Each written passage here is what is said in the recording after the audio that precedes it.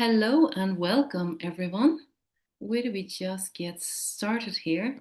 So, today we are on day two of manifesting your life, and this is where the identity shift experience happens. So, day two, we are going to be looking at embodiment, we're going to be looking at identity, and we're also going to be looking at the subconscious mind. So, never feel too overwhelmed, okay? I just want each and every one of you to really set yourself in for a fantastic next hour, maybe give or take a few moments. But the main thing that I want to do here now at this present moment in time is to welcome you back. So today is where we begin to go deeper. Today is where we begin to really start to understand. Day one was very much so about awareness, okay? So whenever we were looking at who we were and who we believed ourselves to be, that was where the minute that you become aware of something is when you can change it. If you're not aware of something, you cannot change it. And this is the most beautiful part about it. So today is all about embodiment because awareness changes it all. But embodiment is what changes your life.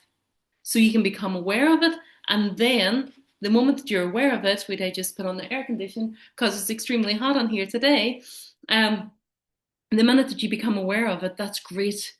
But the embodiment of what you have become aware of then changes the whole trajectory of your life. So this is one of the teachings I love from people like, Bob Proctor, who was one of my first mentors, to even Neville Goddard. It's to understand the subconscious mind accepts whatever you repetitively tell it. So Neville Goddard, The Power of Awareness, a phenomenal book for each and every one of you to read. So what this is really, going deep into is it's what you constantly dwell upon. It's what you constantly think upon. It's what you constantly talk about, emotionally and mentally. It begins shaping your experience. When you're lying in bed at probably 2, 3 a.m., and what is going over and over and over in your head, that is what you're impressing upon your subconscious mind. So, what are you constantly dwelling on? And now, the minute that you become aware of it is when you can change it. Because again, if you're not aware, you can't change it. So as we touched on very slightly yesterday, what you become aware of, and there's so many things that I ask myself as well, like what am I, where's my blockages? What is holding me back? What is my limiting beliefs? What am I thinking? And I'm studying myself all the time. So whether people realize it or not, your imagination is so powerful. So, so, so powerful. It's one of your higher faculties. And we have so beautiful higher faculties and these amazing gifts that we don't even use. So whether you realize it or not, and whether you say, I have a terrible imagination or I have a great imagination, your words are creating your reality. So human beings are, they constantly imagine, okay? Some people may imagine possibility. Some people imagine disaster. I remember for years after I had my daughter, and now looking back on it and reflecting on where I was then, I remember imagining her falling downstairs with her in my arm. I imagined, her hurting herself, or I imagined, and that's it. I always imagined disaster at that stage. But now some people can imagine success. Some people imagine rejection. Oh my goodness, I'm going in here myself. Oh my goodness, I'm doing that myself. I've no one else to help me. And then what happens when you do that? Your body responds to that imagined experience all the time. So if you're imagining that experience that you don't want, the worst case scenarios that we are so good at doing, but if we're imagining worst case scenarios, your body's going to respond to that. So that's why fear can feel physically real. That's why stress can feel physically real. And that's why also excitement can feel so real as well. The mind and the body are deeply connected. So we live in three levels, okay? We're a spiritual being having this amazing physical experience around us with an intellect, okay? And when somebody begins consciously directing their thoughts and their identity and what they're focusing on, and even the emotional energy that they have, you know, when they start directing that differently, your life is going to respond totally differently. So where your thoughts have been going, where your identity has been, who you believe yourself to be, and where your focus has maybe been on what you don't want, now you're shifting that whole direction to what it is that you do want. Absolutely, your life is going to shift. And it's not because the universe is randomly picking favorites or God, universe, what you believe to be true for yourself. But it's because people begin behaving differently. People begin choosing differently. They start to believe things differently. And this is all coming from awareness. You're going to start to expect different things. And you're showing up completely different in life. And over time, all those different choices that you're making, they create different lives. You made a choice today to be here. You made a choice to be on this call today. And that choice is going to create a difference in your life. So this is why I always say manifestation is not magic, and it's not woo-woo, and it's not just this new word. It's awareness. Manifestation is awareness. It's a combination of identity, your belief system, the focus, what you're focused on, your emotional energy, and also your aligned behavior. What is your behavior aligned with? If you were sitting at your goal achieved, having achieved everything that you dream and you desire, would you have that same aligned? Would you have that action? So you have to have that behavior aligned to that version of you that you are becoming. Most people are trying to change your life all the time when emotionally they remain in the same person. They're afraid of change. And they're saying that they want this, and this. Well, you have to take the aligned action. One of my life scripts was that I wanted to travel the world. I wanted to live in different countries and I wanted to experience every culture, and I wanted to show my 11-year-old exactly what the world was like before I transitioned out of it. I wanted her to experience it, not read about it in a textbook, but I wanted her to live it, to experience it as much as I can before I transition. So what if I'm saying that and I'm writing that down, what do I have to do? I have to take the action. I have to make the move. I have to go and live in different countries because that's exactly what I have wrote down. And it feels exactly for me. This is where emotionally I may say I wanted to do that, but then emotionally I would say, oh, but who am I leaving behind? Oh, but I don't want to move. Oh, but I don't want to do this. Again, you're out of alignment. Your identity creates your patterns, and your patterns are going to create the behaviors that you have, each and every one of you. And then the behaviors that you have is creating the results. So it's when you have a really great attitude towards life, when you have a really great attitude to get up and go after what it is that you want. So if somebody really deeply, deeply believes that they're not good enough, I'm always going to feel nothing works out for me. I'm always sick. I can't trust myself. I heard someone saying that the other day. I can't trust myself to do that. And I was all, whoa, reel it back. What are you saying about yourself? So even if they're consciously want success, okay, even if they're consciously saying, oh, I don't mean that, your subconscious mind does not know the difference between a joke, of whether you mean it or you don't mean it. It's just what you're repetitively saying over and over and over and over again. That is what you're programming your subconscious mind with. Like your nervous system and your subconscious mind is going to really pull them back into that old familiar reality. And that familiar reality is what you're telling yourself. That you're not good enough, that you're not worthy enough, that who wants to listen to me? So even if you're consciously saying that you want success, if you're consciously, oh, this little spider just literally, I don't know whether you can see that or not, that little spider just literally came down in front of me. But if you're saying that you want success, but underlying, you're not doing anything about it. Underlying, you're saying that, okay, I want it, but I'm not good enough to have it. I want to be here, but I'm not good enough to have it.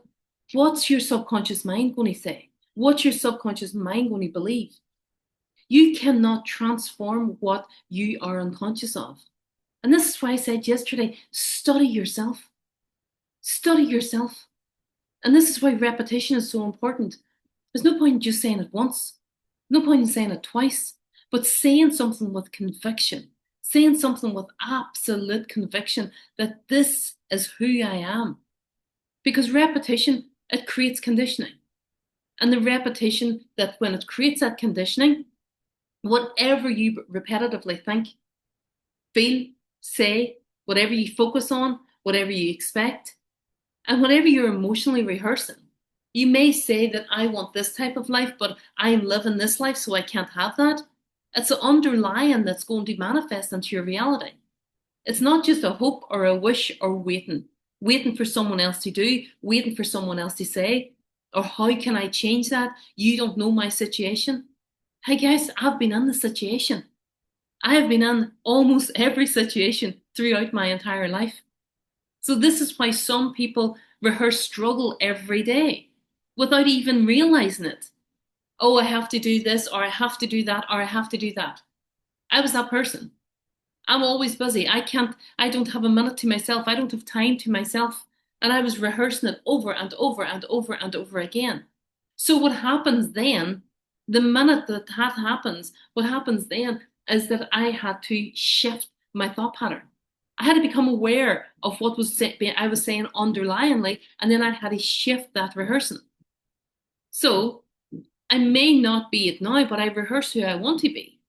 And this is why when we're rehearsing struggle, we don't even realize. We wake up.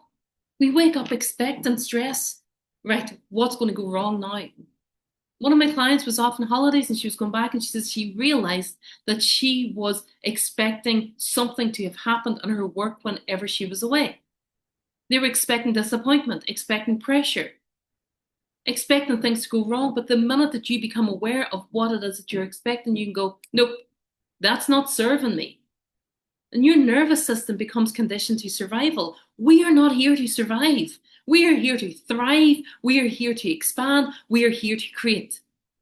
So today, I want to introduce you to a completely different possibility.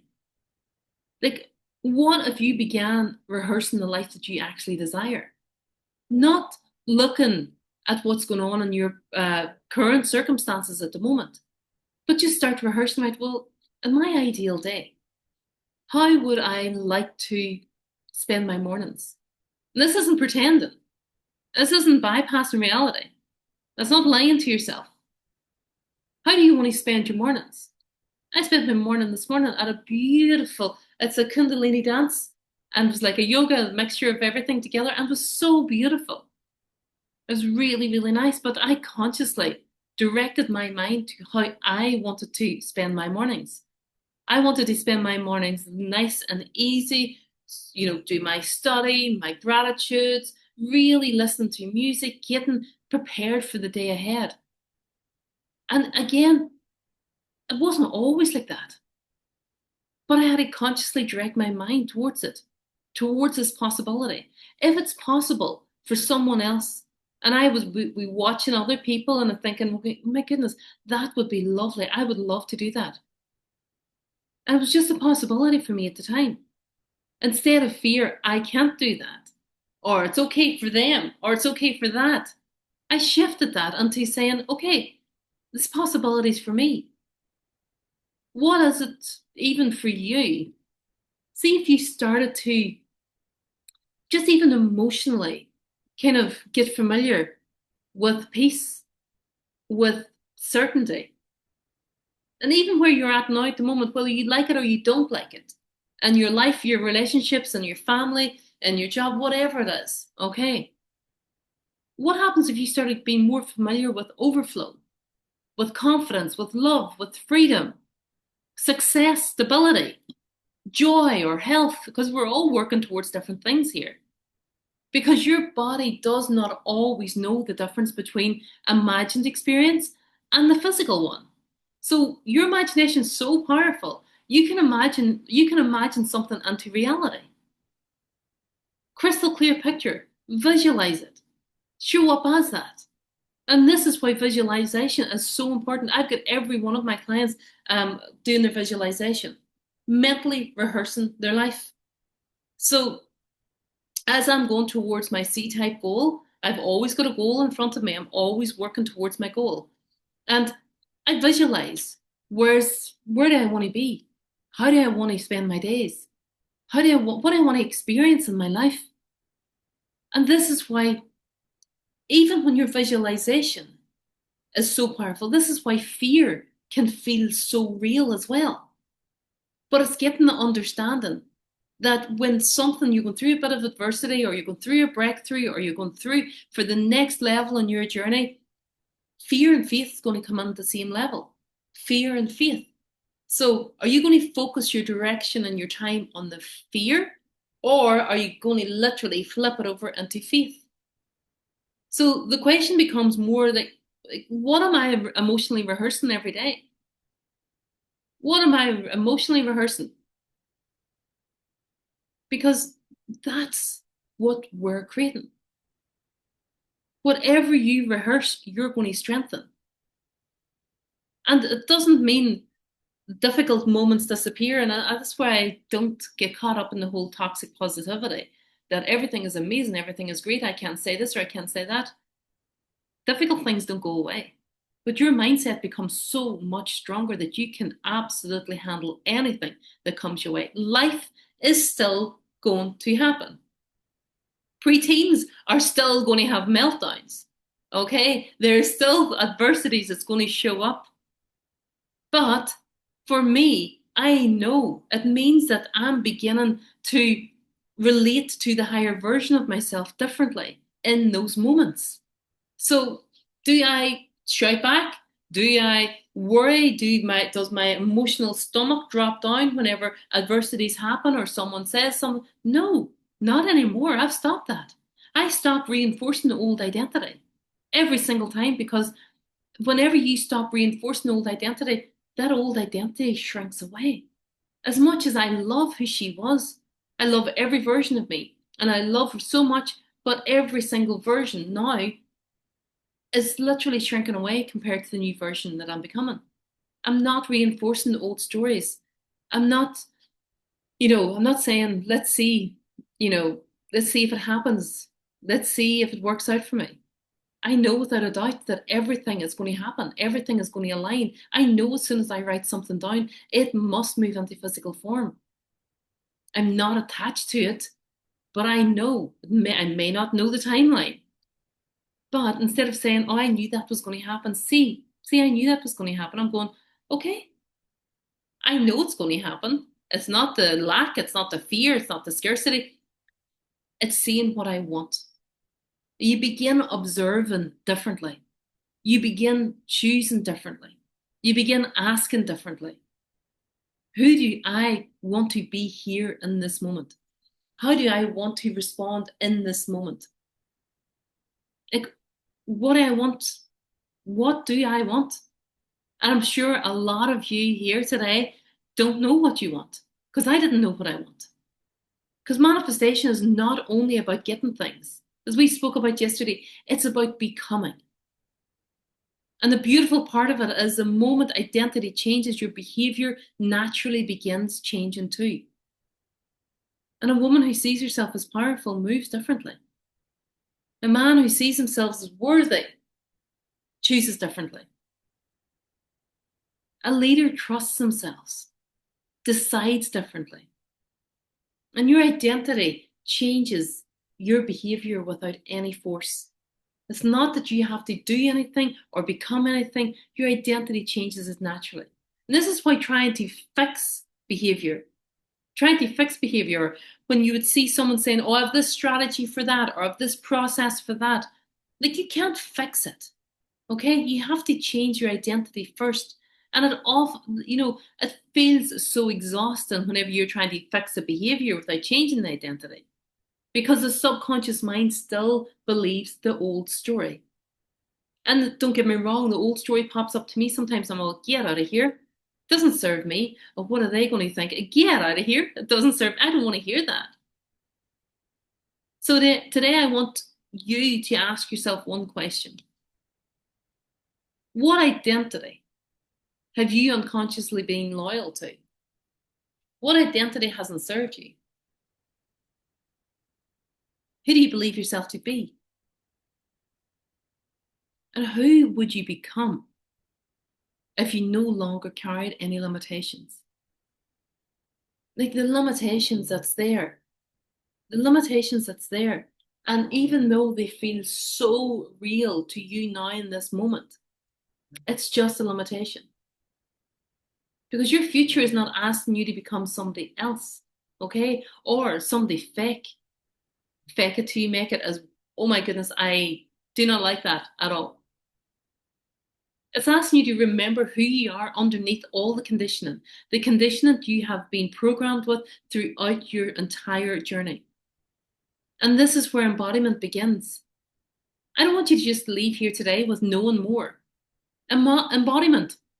Embodiment is when your thoughts, the thoughts that you're having, okay, your energy, the energy that you're emitting from yourself, and even my arms today after that session is, but your energy that you're emitting from yourself, the actions that you're taking, and the identity that you believe yourself to be are all moving together in that one direction. It's when you stop waiting to feel worthy before acting worthy. You stop waiting and you stop waiting and you stop waiting. Who waits to feel confident before they start moving confidently? Or even stop waiting for proof before allowing possibility? And that's one of the things I really learned from Bob. I loved it that you haven't made the decision to do anything. The minute that you make the decision to do or to go or to invest, that's when the money shows up. And I remember saying, I would love to do this or I'd love to go there. I remember Bob saying, you haven't made the decision. Because the moment that you make that decision, heaven and earth moves to give you what it is that you want. And an irrevocable, committed decision that, yes, this is what I'm doing. No idea when or no idea how, but I know it's been done. You stop waiting for the proof before you actually take the steps. And I have taken the steps, and I mean this from the bottom of my heart. I have taken the steps and not having a clue where my next foot was landing. And to explain that to someone that is not on the personal development journey seems absolutely crazy and illogical and just really, really not wise. But I've taken the steps not knowing how I was going to get to the next step. And that, for me, was just allowing possibility to show up. When you're moving in faith, okay, you're moving in faith all the time. It's so important. Faith is not pretending that nothing is difficult. It's not pretending that everything is roses in the garden when all hell is breaking loose around you. Faith is remaining internally, really internally connected to any possibility, even before external evidence appears. So I have faith that the workman that is here making a lot of noise around me, I'm not sure if you're able to hear it or not, is going to stop very shortly for the lunch break. So that's very powerful transformation. And in the small steps and the small understandings, but also like there's nothing big or nothing small. Everything is relative to you compared to something else. But you first do this internally. And when you do it internally, it shows up externally. Because every external reality that was first held in a thought internally before it even existed physically. Look at the beautiful homes and the houses and the buildings around you. That all had to be thought in someone's mind before, literally before it went into plans or it went into a building. Every business has been thought of, okay, first in someone's mind. Every invention, every movement, every reinvention had to be born in someone's mind first of all. Everything existed in consciousness first. And this is why imagination matters today. I will bring this home time and time and time again to each and every one of you. Imagination matters. Imagination is not childish. It's a creative power that we have been given. And as we grow up, okay, stop daydreaming. I heard that numerous times at school. Focus, stop daydreaming. Mom, snap back. But now, going into your imagination, expanding your imagination, how great can your life be? And I think I shared yesterday, maybe I didn't, but we were talking. My daughter's very much looking for a dog at the moment, and we love dogs, love animals, and because we travel quite a bit, um, I had said, listen, we'll leave a little while, we'll see what happens, and she came back with me and she said, well, just for your information, here is an airline, and the name of the airline and all was there, and you can take your dog with you wherever you go. You have your passport, so she has been stretching her imagination, and believe you me, it was a beautiful private jet. So she's been stretching her imagination that you can take your dog anywhere that you want, and this is what it is. This is like a childlike imagination at 11 years old is able to expand her consciousness and say, well, no, that's possible. Of course you can do it. Whereas here's me trying to say, right, let's just see what happens. So it's just a reminder. This is a reminder for every one of you to stretch that imagination. But are you using your imagination consciously, or are you using it unconsciously? Because many of us, lots of us, imagine failure. I did for years in business. I imagined failure. I took my focus off one and put it onto the other, and I just imagined that it was all going to fail. And I'm glad it did, because it's led me to where I'm at now. But I can only look back now and join the dots of everything that happened in my life. Like so many of us imagine rejection. They imagine loss.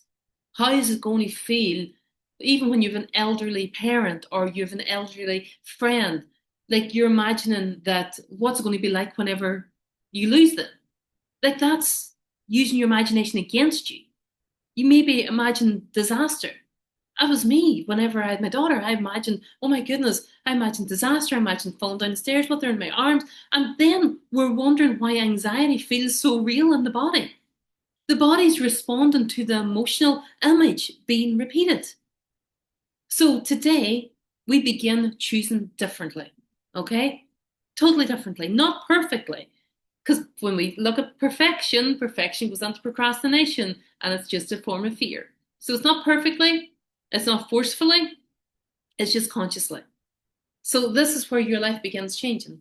Not overnight, but the moment by moment, the choice by choice, identity by identity. You can never outperform the identity or the image, self-image, whatever you want to call it, that you hold of yourself. But you can shift it.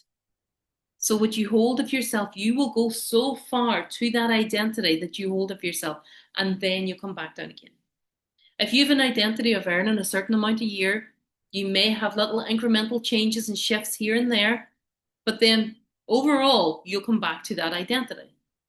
If you believe yourself to be, you will be.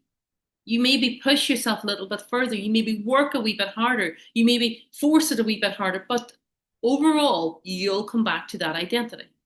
So if you're sitting with an identity of maybe someone that earns about 300,000 per year, you will never outperform that.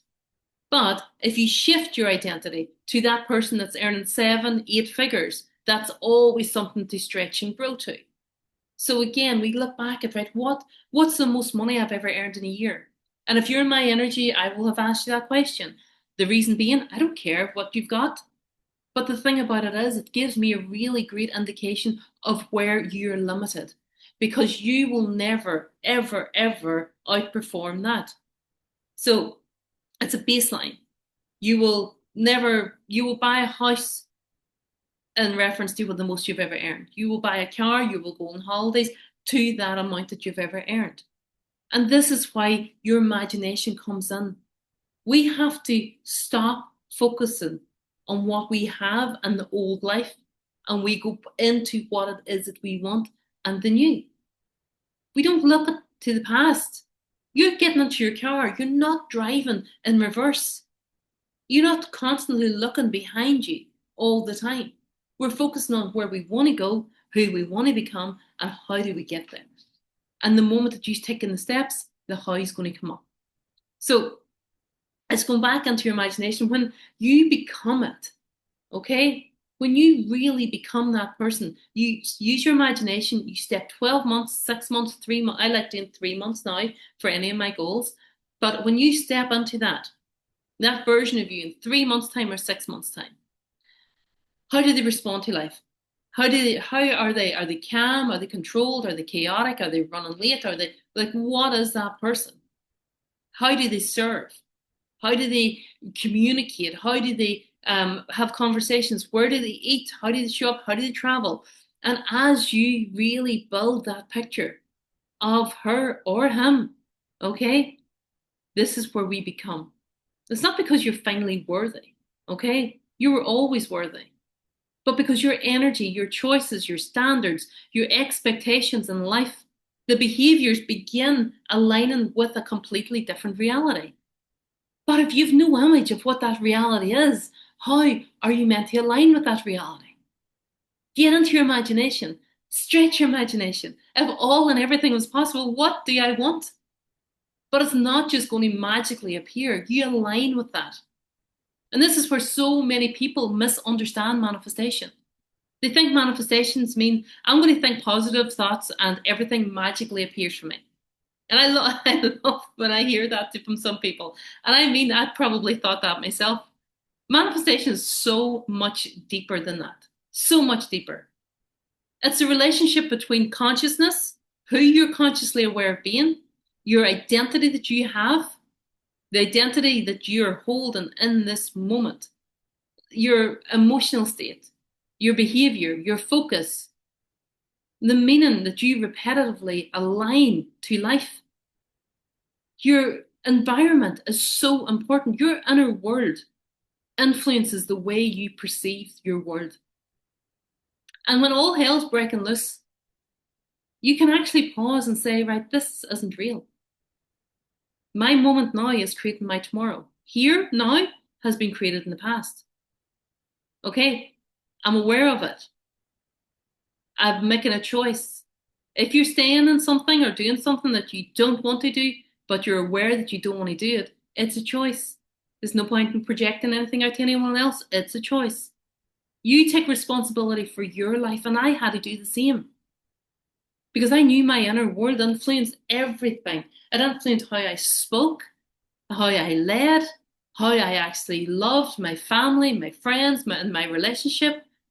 My inner world really opened up how I received, even received compliments or received, gifts, giving and receiving. And over time, these patterns, they create your outer experience. So we have to go in before we go up. And we go in and we study ourselves, we understand ourselves, and there's no blame, there's no judgment, there's no criticism. Absolutely not. Because over time, we're shifting patterns. So today, I want you to become deeply aware of the stories that you have been telling yourself internally, over and over and over again, things that's not serving you. So when we really start to study that, success is going to show up. Love is going to show up. Opportunities arrive. Visibility arrives. Not because it's just a magic, it's because who you believe yourself to be. So the minute that we start really taking, and I mean just taking control, you've no control over how anyone else reacts, or you've no control over anyone else outside of you. The only thing that you have control over is you internally, how you respond, how you respond. I'll say it again, how you respond to other people. Everyone in this life is going to have an opinion. Absolutely. Everyone is going to have an opinion, but they're entitled to their opinion. Okay? They're all entitled to their opinion. It's their opinion. I lay sleepless nights. I worried what other people thought. I had so much fear. I was just crippled. But I didn't realize that the thoughts that was just in that hamster wheel going round and round and round and round was creating my reality. I was going to see evidence of what I was thinking about. So what do you want to see evidence of? And even in this moment, if you're in a position that you don't want to be in, think about the position that you do want to be in. Because it's really transformation, okay? Transformation is not just performance. It's a process. It's a process of remembering your power, remembering your worth, remembering your ability to choose differently. And you may say, well, you're not in my position, or you don't know what I'm going through. Nobody knows what I was going through.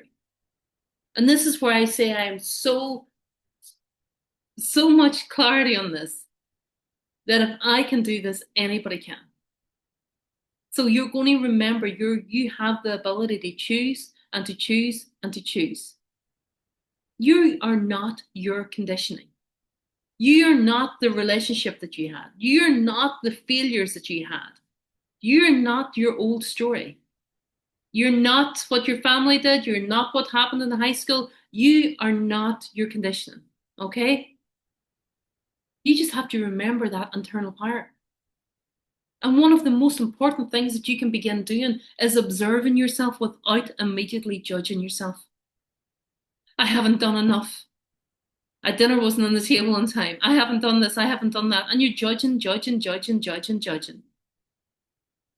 trying to do a million things at once. And then guilt sets in.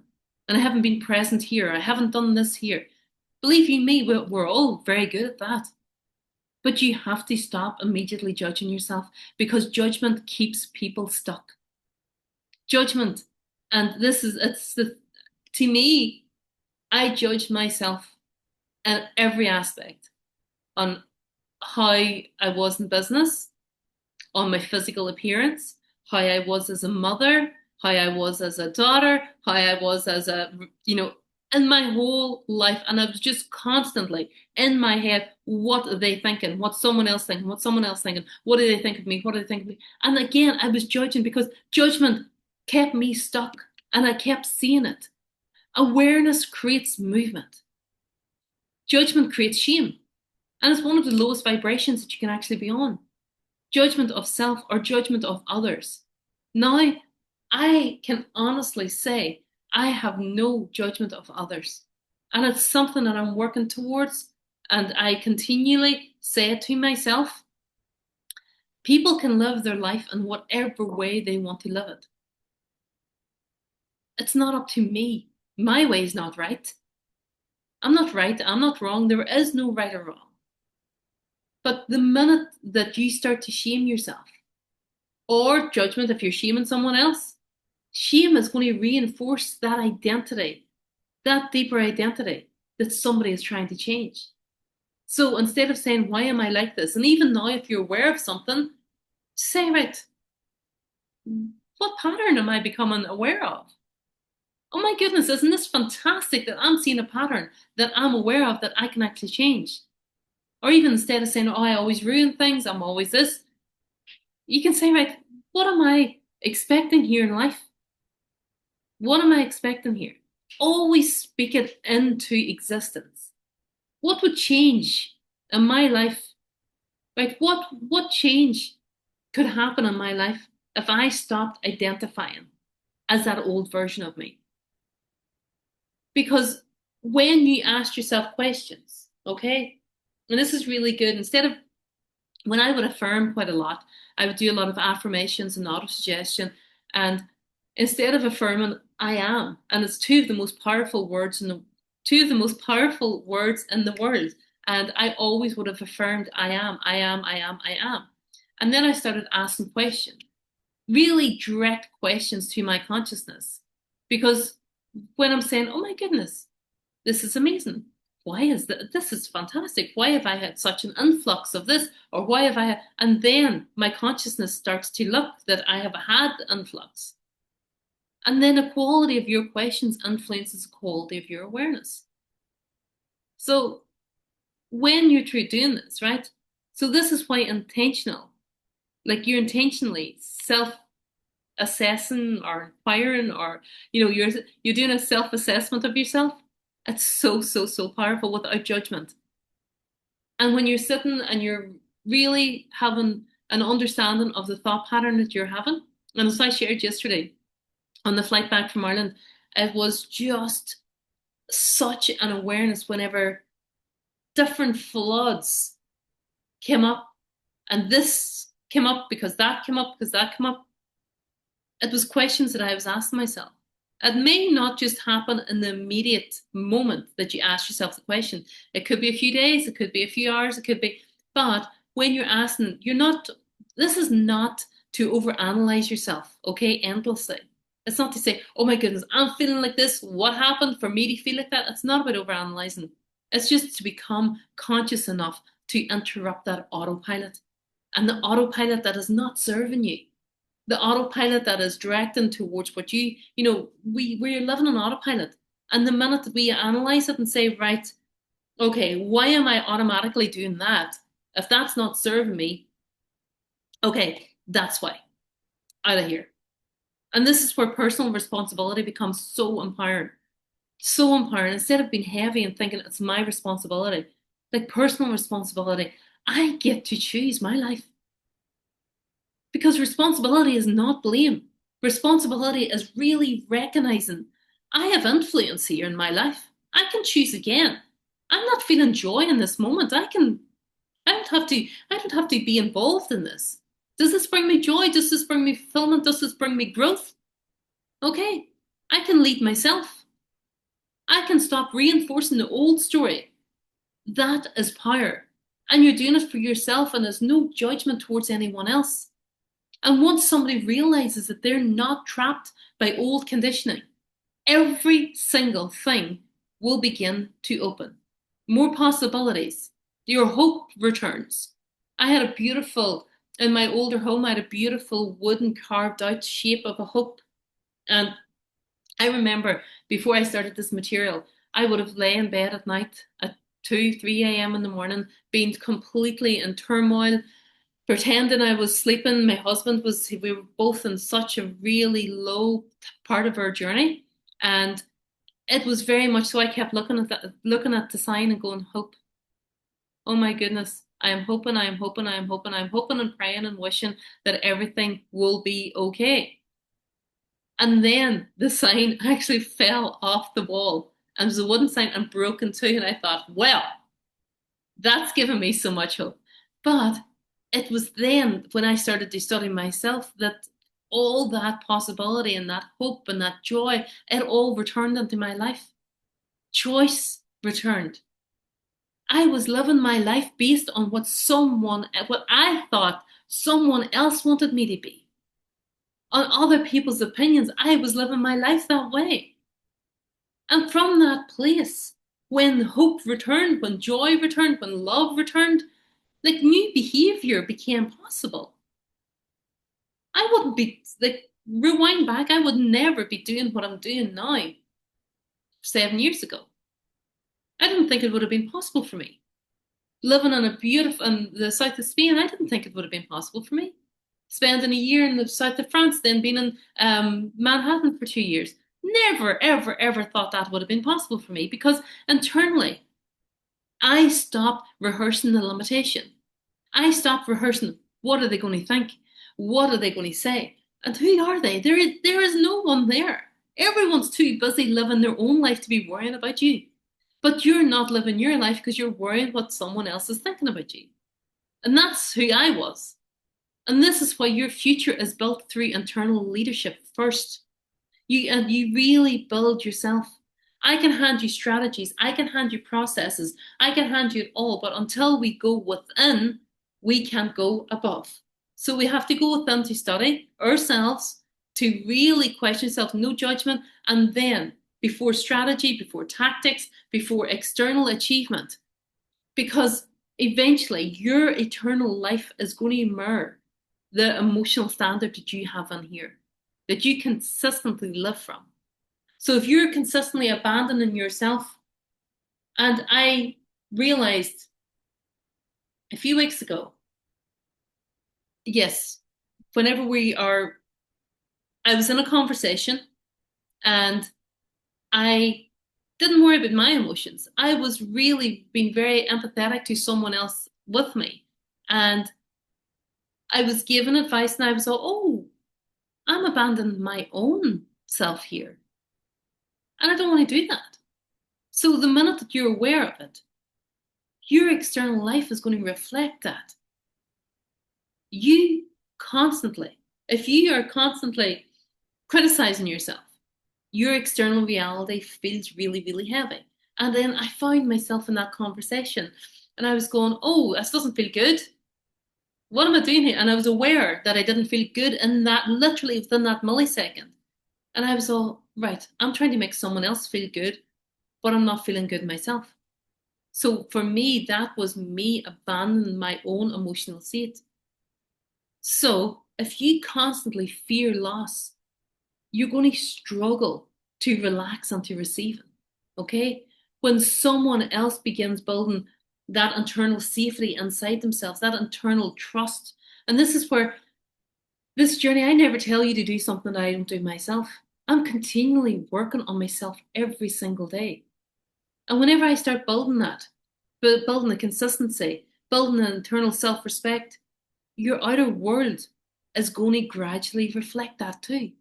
So your outer world completely changes. And I'd have people saying, well, it's okay for you, you're living this life and you've got that and you've got, and I'm going, I wasn't always like this. It wasn't always like this. I had to build, I had to go within, I had to go deep inside, and I had to study me, study my beliefs, study my behaviors without any judgment. Because your identity influences your behavior. And it's if you go from like identity to behavior, behavior to your decisions that you make, the decisions that you make influence the outcomes. So, and then every outcome, if you think you've, succeeded or you failed, is going to reinforce your identity. So, the question is, who am I becoming? And that's one of the things that I want to really bring home today, this morning. I'm only literally at just coming on to 3 p.m. now at the moment. But I want to bring back today is, what do I want? Okay? Not what I want to get. Who am I becoming? Who am I becoming in this moment of life? Like, what emotional states now do I want to have? What experience do I want to have? How do I want to show up? And the most beautiful thing is that your future does not require you to be perfect. Most definitely not. So tomorrow we begin looking at aligned action. Okay, we begin to go a little bit deeper into aligned action and the energetic relationship that you have between your identity and the movement that you take. And then we're going to look at how to stop waiting for life to change before you fully begin living life. And the version of yourself that you already know exists within you, because she's here, she's coming up inside, or he's coming up inside. So I'm so proud of every single one of you for showing up, whether you're here live, whether you're here on the replay, or you've been streamed onto YouTube.